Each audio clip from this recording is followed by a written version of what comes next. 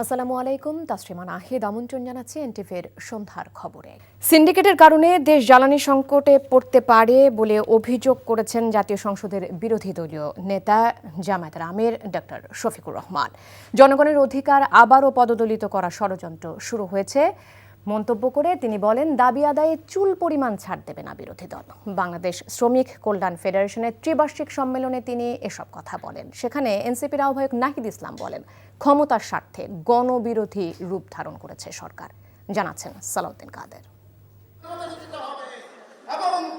শ্রমিক কল্যাণ ফেডারেশনের ত্রিবার্ষিক সম্মেলনকে ঘিরে সকাল থেকে নেতাকর্মীদের উপস্থিতিতে ভরে ওঠে আয়োজন স্থল। দেশের বিভিন্ন প্রান্ত থেকে হাজার হাজার নেতাকর্মী অংশ নেন এই সম্মেলনে। সম্মেলনে পরবর্তী ৩ বছরের জন্য সভাপতি হিসেবে অ্যাডভোকেট আতিকুর রহমান ও সেক্রেটারি হিসেবে লস্কর মোহাম্মদ তাসলিমের নাম ঘোষণা করা হয়। এতে যোগ দিয়ে এনসিপির আহ্বায়ক নাহিদ ইসলাম বলেন, ক্ষমতার স্বার্থে গণবিরোধী রূপ ধারণ করেছে সরকার। ক্ষমতায় আসার পরে তারা গণতন্ত্রের বিরুদ্ধে সংগ্রাম শুরু করেছে।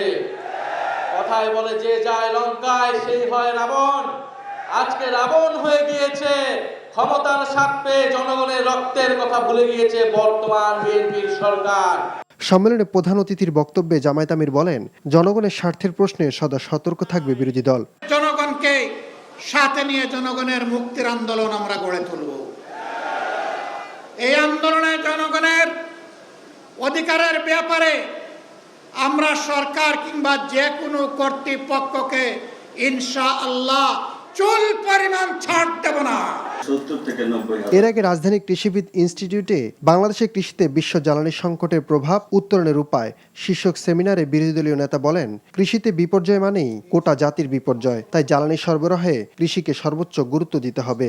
একদিকে মানুষের পকেট কাটা হচ্ছে, আরেকদিকে এই মানুষগুলোর সম্বলগুলোকেও ধ্বংস করে ফেলা হচ্ছে। যতগুলা বড় সিন্ডিকেশন দেশে হয় আমাদের দেশে, সবগুলার পিছনে রুলিং পার্টি যারা, তাদের হাত থাকে। আমরা এরকম একটা ডিজাস্টারের মধ্যে দিয়ে যাচ্ছি। কিন্তু না, এইভাবে যদি চলে তাহলে আগামী প্রজন্মের কাছে আমরা সবাই দায়ী হয়ে যাব।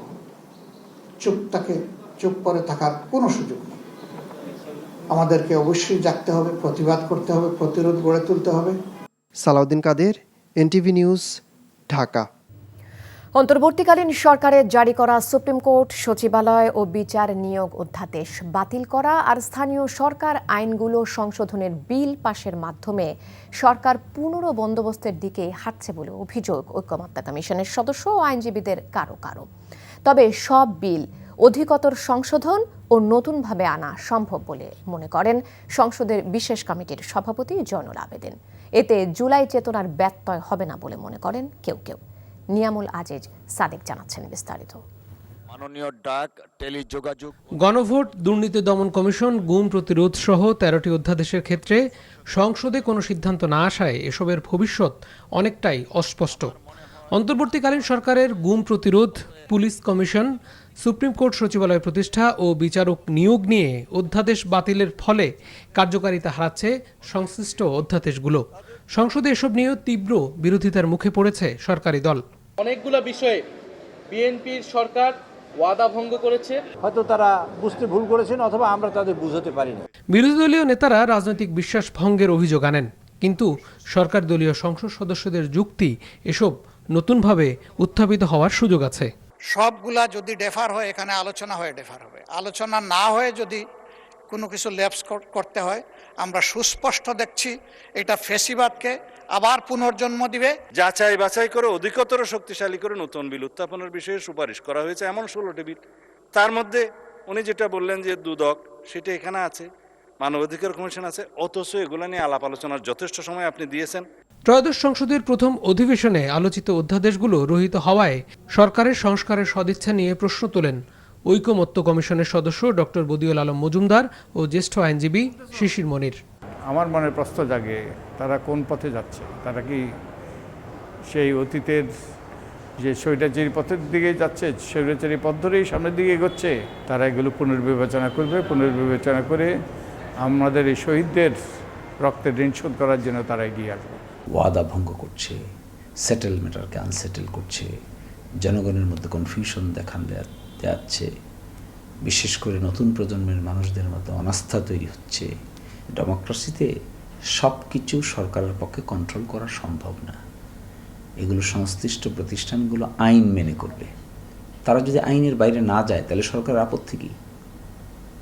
মানবাধিকার কমিশন যদি আইন মেনে কাজ করে, সরকারের আপত্তি কী? তবে পাল্টা যুক্তি দিয়ে সংসদে অধ্যাদেশ সংক্রান্ত বিশেষ কমিটির সভাপতি অ্যাডভোকেট জয়নুল আবেদিন ও ঢাকা বিশ্ববিদ্যালয়ের শিক্ষক আব্দুল্লাহ আল মামুন বলেন, ভবিষ্যতে অধিকতর যাচাই বাছাই শেষে এসব বিল শক্তিশালী রূপে আইনে পরিণত হতে পারে। বলা আছে যে এই আইনগুলো যুগোপযোগী করার জন্য আইনগুলো আনা হবে আর কি। সেখানে অন্যায়ের কিছু ঘটেছে বলে আমরা মনে করি না আর কি। তারপর মানবাধিকার আইন, সেটাকেও আমরা যুগোপযোগী করেছি।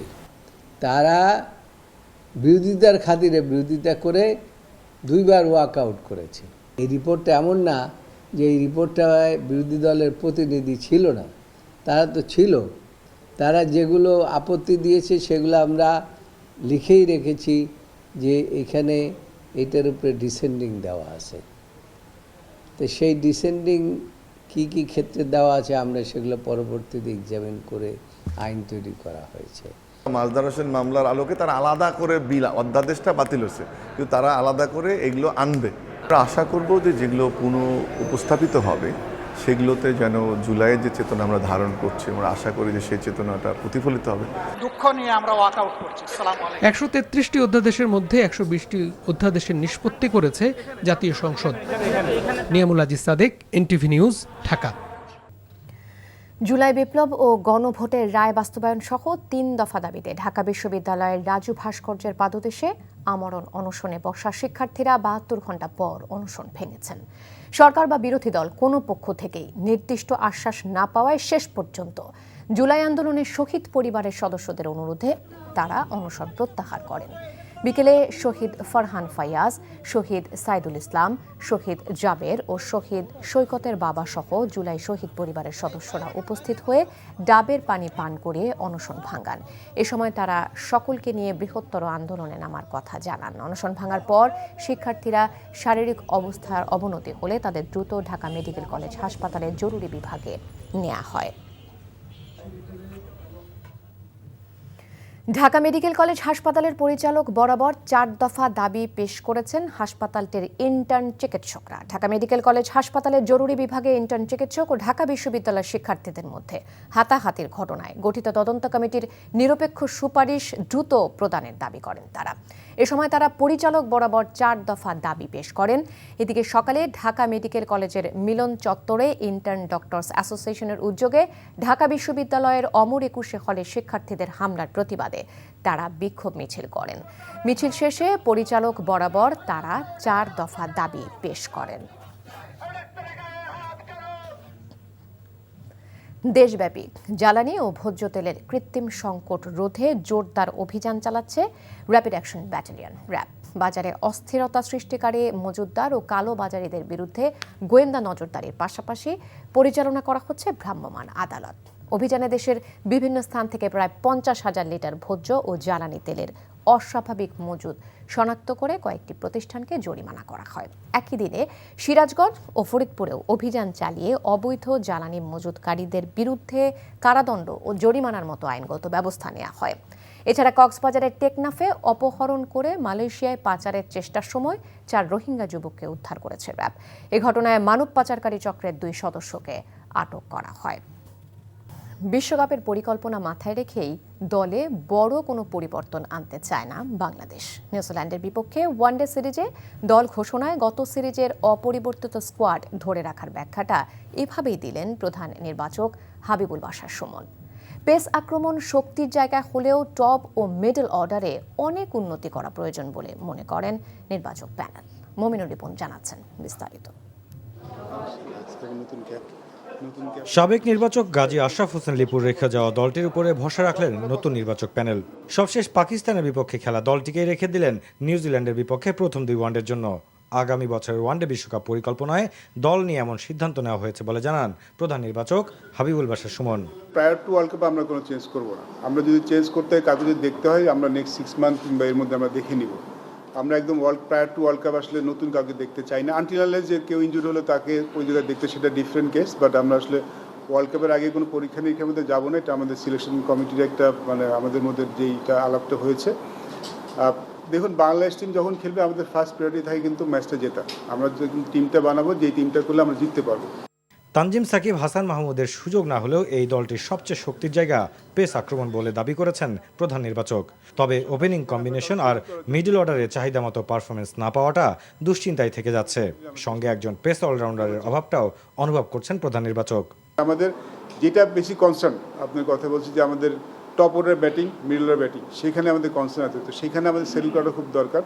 সেখানে ঠিক রোটেশন না, সেখানে আমরা কাউকে তৈরি করার জন্য ডেফিনেটলি আমরা চেষ্টা করবো, সেটা আমরা চেষ্টা করবো। বিকজ ওই জায়গাটায় মনে হয় আমাদের কাজ করা আছে। বিকজ ওই জায়গাটায় রোটেশন ডাজেন্ট মিন যে আমি রোটেশন করার জন্য করবো, আমি রোটেশন করবো যে ওইখানে যারা বেস্ট পসিবল রিপ্লেসমেন্ট তাদের যদি সুযোগ থাকে ডেফিনেটলি আমরা সেই চেষ্টা করবো।